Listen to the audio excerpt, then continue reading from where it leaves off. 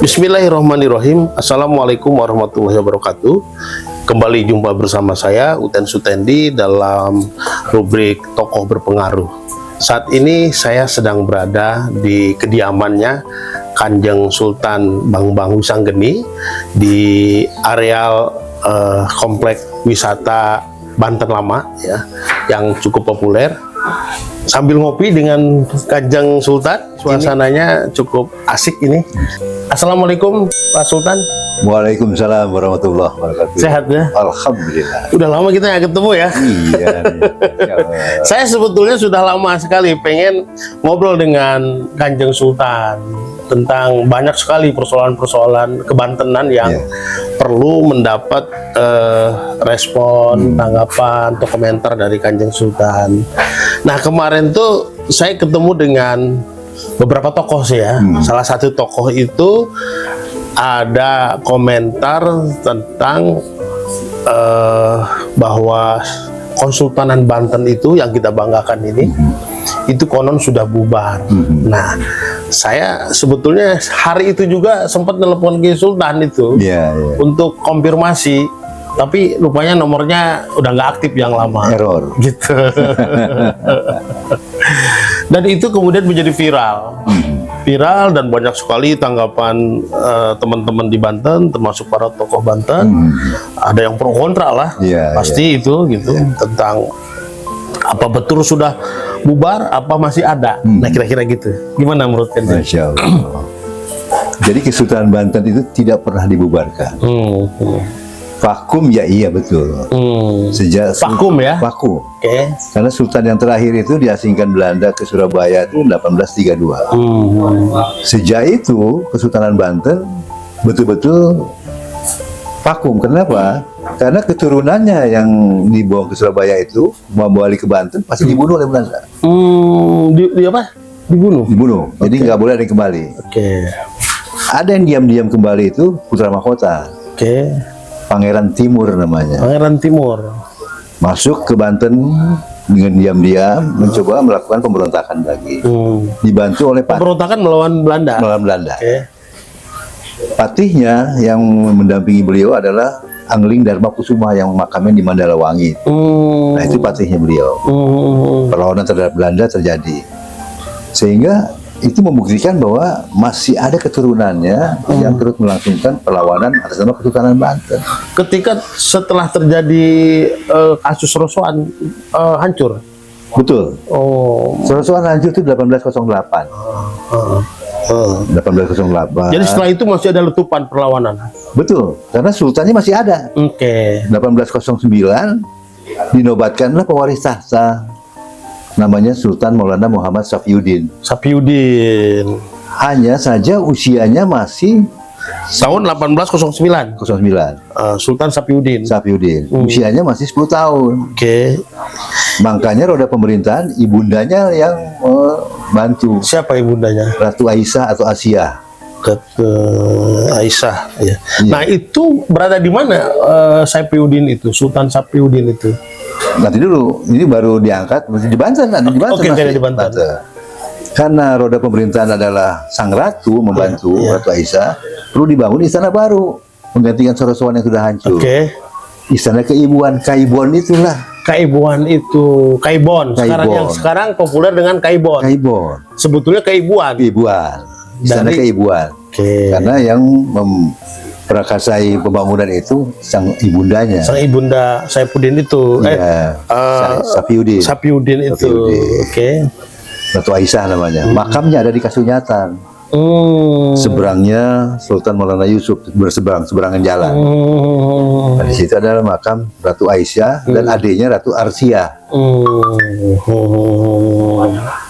Terus? Nah, Ratu Arsia itu kenapa saya sebut perlu ada? Karena beliau menikah dengan orang Rembang, Joyo Miharjo namanya. Orang Rembang, Jawa Timur. Nanti kelanjutan ceritanya setelah pertanyaan beliau Pak Uten nanti. Nah sekarang gini, yang muncul di permukaan sejak beberapa tahun lalu ya adalah Bangbang Wisanggeni. Sultan Bangbang Wisanggeni. Setelah pakem sekian tahun itu kan, Gimana ceritanya bisa muncul nama Kanjeng Sultan Bang Wisanggeni? Pangeran Timur sebagai putra mahkota itu punya putra pewaris tahtanya Pangeran Ratu Bagus Aryo Mariono Surya Atmaja. Itu kakek saya. Kakek langsung. Beliau punya jabatan Direktur Bank Negara dulu tahun 45. Sama-sama dengan kakeknya Pak Presiden Prabowo. Oh, Pak Hasim Joyo dari Kusumo. Sama-sama duduk sebagai Direktur Bank Negara. Itu kakek saya. Bank Negara itu pecah sekarang menjadi BI dan BNI, BNI lah. Nah, kakek saya punya anak pewaris tahta Pangeran Ratu Bagus Abdul Mugni Surya Atmaja. Abdul Mugni Surya Atmaja. Wafat tahun 56. Sementara saya lahir tahun 54. Artinya dalam usia 2 tahun ayah saya wafat. Tadi Mugni ya, siapa? Mugni, Abdul Mugni. Itu orang ayah. Ayah. Ayah saya. Vakum itu kesultanan dulu. Ya. Sampai tahun 2009 saya disusul oleh para kiai ulama Banten, termasuk Kiai Fathul Ajim, Abuya Uci Kurtusi, menyusul ke rumah. Di mana itu? Rumah saya waktu itu ada di Bintaro, sama di Romangun, ya kan. Disusullah saya ke sana, suruh kembali ke Banten, ke Kesultanan, karena Banten sedang carut marut saat itu. Artinya rebutan kenajiran. Tahun berapa itu? 2009. Dijemput lah. Dijemput. Tahun 2009. Diminta untuk kembali ke Banten. Saya dalam posisi masih zona kenyamanan waktu itu. Artinya berbisnis saya masih lancar di sana. Sebagai pengusaha. Pengusaha lah. Pengusaha Bidang kecil-kecilan. apa dulu kalau boleh tahu? Saya di pipa minyak dulu. Nah, sama batu bara. Itu kan. Di 2009 itu. 2009. Dalam kondisi zona nyaman. Zona nyaman. Seperti itu. Ya insya Allah saya bolak-balik aja saya ke Banten. Ya. Karena saya sendiri tidak mengenal banyak orang Banten. Watak orang Banten seperti apa kan saya harus pelajari dulu. Ujuk-ujuk mau jadi sultan. Gitu kan.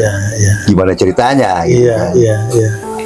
Saya tidak semena-mena menerima begitu aja. 2009 akhir saya mencoba minta petunjuk lah.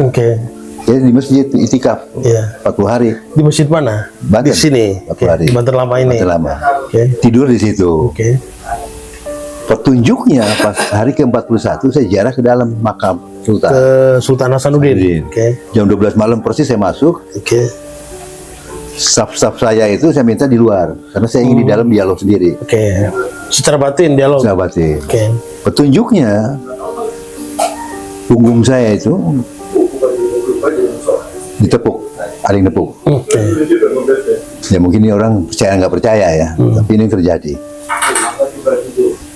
Bangun Banten, tanggung jawabmu. Kaget saya pertama itu kan. Yang kedua, bangun Banten, tanggung jawabmu. Wah mana? Saya pikir ini udah mati. Yang ketiga, tepukan itu makin kencang. Bangun Banten, tanggung jawabmu. Saya nggak sadar. Siap begitu. Sejak itu saya nggak pulang. Tahun berapa tadi itu kejadiannya? 2010. 2010. Saya nggak pulang. Nggak pulang maksudnya gimana? Nggak pulang ke Jakarta lagi. Nggak ke Bintaro lagi? Nggak. Karena petunjuknya suruh tinggal di sini, pokoknya di Banten, tinggalkan dunia bisnismu, tinggalkan duniawimu. Masya Allah. Saya pikir saya tinggalin. Berpikir saya waktu itu, ya ini dari mana ngidupin sehari-harinya? Realistis aja kan? Realistis. Kamu punya, gitu bahasanya. Udah, apa yang ada ikhlaskan. Milik yang ada ikhlaskan. Ya sudah. Saya lakukan itu semua demi kepentingan Banten. Saya mulai pendekatan kepada para ulama. Saya keliling tuh, torikoh-torikoh tuh. Yang pertama kali saya datangi waktu itu ke Abuya Muhtadi. Di Cidahu. Sambutannya luar biasa, ya kan. Yang kedua tuh ke Abuya Sukanta Labuan. Adu Parasi ya. Adu Parasi. Beliau saat itu sedang ceramah, ngajian malam, acara maulid kalau nggak salah.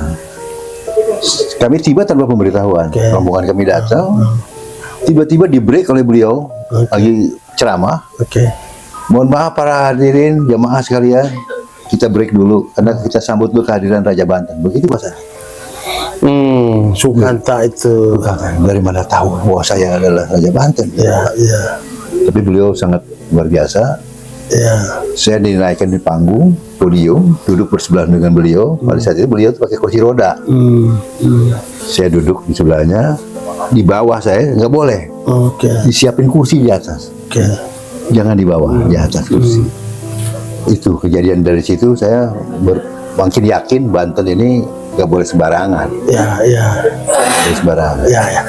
Nah, saya dengar juga cerita Kanjeng Sultan perjalanannya menuju ke Banten. Ya. Tapi di satu sisi juga saya dengar juga ada pertentangan dari tokoh-tokoh di Banten lama ini yang sudah lama dalam tanda petik menduduki gitu kan.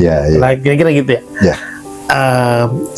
Itu dulu persisnya seperti apa itu pertentangannya? Jadi begini, saya itu tidak serta-merta menobatkan diri.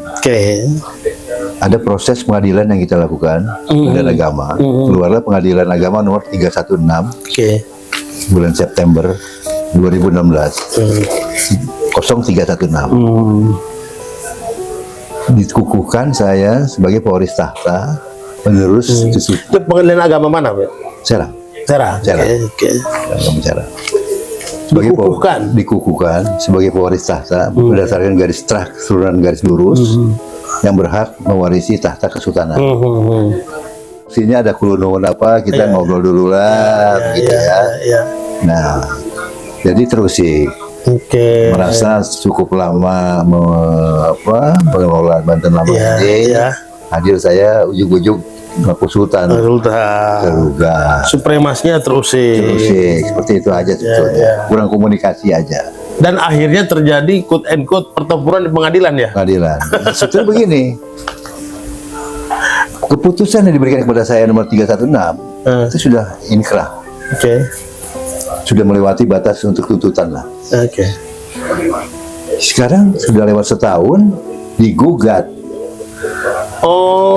Digugat oleh tadi. Itu dengan mengajukan surat gugatan lah. Keluarlah keputusan pengadilan yang sama tingkatnya.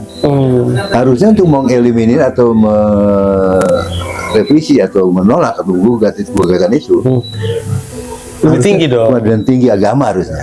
Ini pengadilan agama juga. Ada kejanggalan.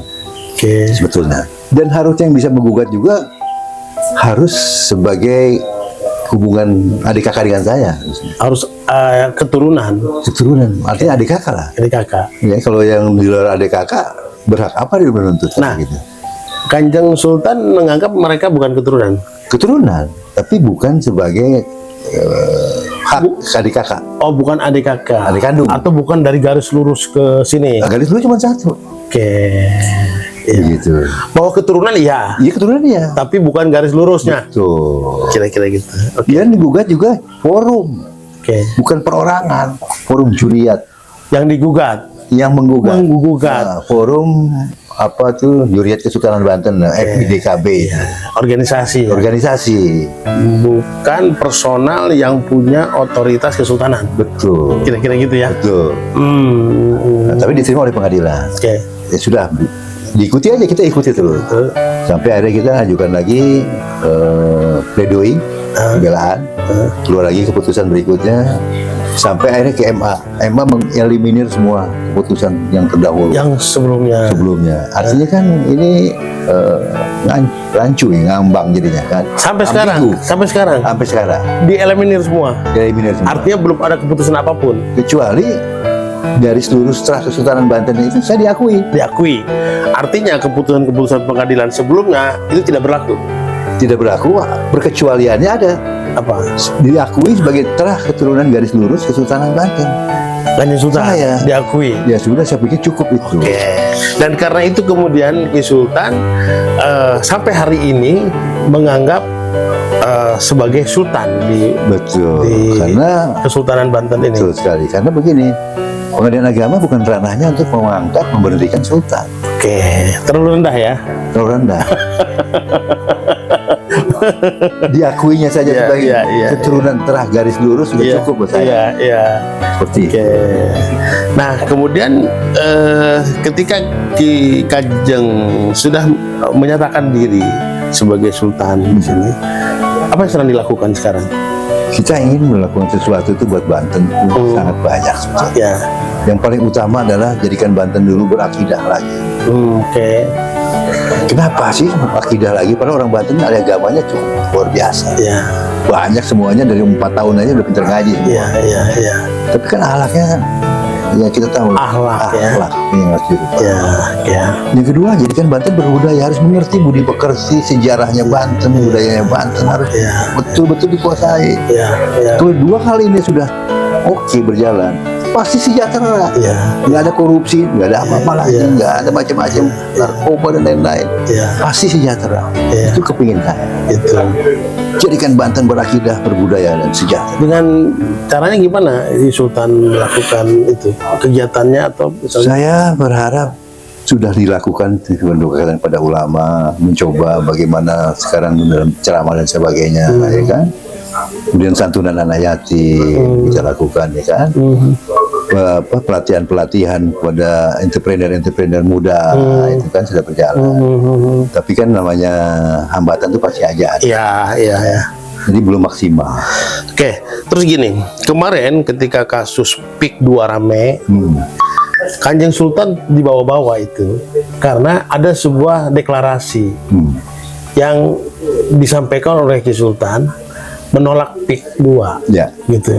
Bahkan yang lebih menghebohkan lagi, Kanjeng Sultan menyatakan kalau PIK 2 masih jalan terus, kita keluar dari NKRI. Oh, insya Allah. Itu gimana itu? Itu dari Kanjeng Sultan langsung yang mengatakan begitu, menulis begitu, atau ada pihak lain? Jadi begini, kami Kesultanan Banten membersamai adanya aksi damai. Oke. Bukannya menolak 100%, menghimbau kepada pemerintah mengkaji ulang. Ngaji ulang. Kalau memang itu maslahat buat umat Banten, masyarakat Banten, monggo teruskan. Tapi kalau tidak, jadi stop. Itu yang saya maksud. Itu. Jadi bukan menolak 100%. Oke. Nah kemudian bahwa menyatakan tidak akan keluar dari NKRI itu hanya dari oknum pegiat demo aja. Oh, bukan dari pikiran Bukan. Kanjeng Sultan. Makanya setelah itu saya keluarkan maklumat. Oke. Maklumat saya itu tidak pernah Kesultanan Banten itu menyatakan keluar dari NKRI. Oh. Justru Kesultanan Banten itu punya andil besar berdirinya NKRI. Kok kenapa sekarang harus membubarkan diri, harus keluar dari NKRI? Kan nggak mungkin. Dengan kata lain, Kanjeng Sultan dan Kesultanan Banten ini ada yang menunggangi?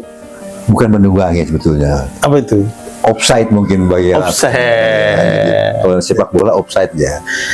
Memang ada opini-opini di luar ya berkembang kalau gerakan-gerakan yang offset tadi ya, atau katakanlah dari kelompok yang agak keras Islamnya gitu, Betul. memanfaatkan kesultanan ini dalam hal menolak PIK 2 itu. Gimana menurut Ki Sultan? Saya kira kalau memanfaatkan sih tidak ya. Dalam tanda petik ya. Ya. Saya setuju aja. Oke. Ya.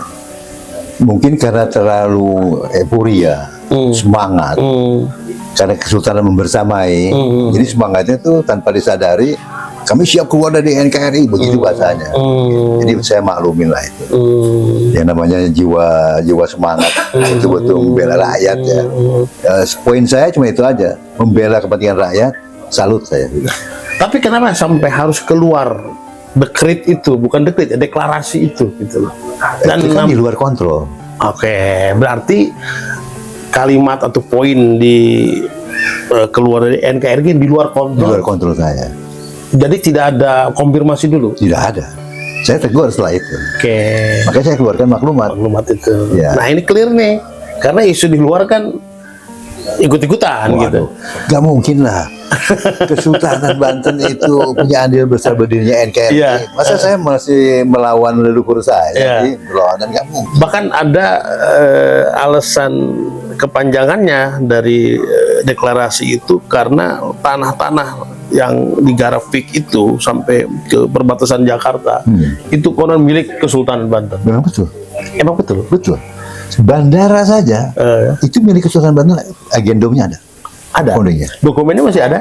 Dokumennya ada dan diakui milik orang lain. Oke. Sekarang yang menikmati itu orang lain justru yang mengaku pewaris. Saya nggak gugat apapun. Ketika saya mau gugat, waktu itu pengadilan terlalu panjang, sampai sekarang belum diproses. Oke.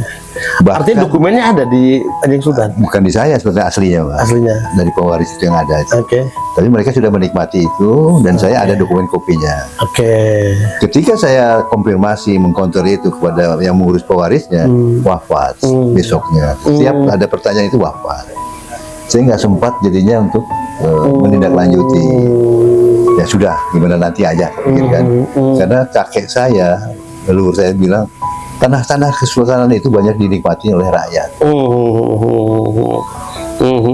Nah gini, sekarang kan meskipun dianggap vakum ya Kesultanan Banten itu, tapi yang namanya bangunan kesultanan itu secara fisik Ya, dari dulu kan ada, betul.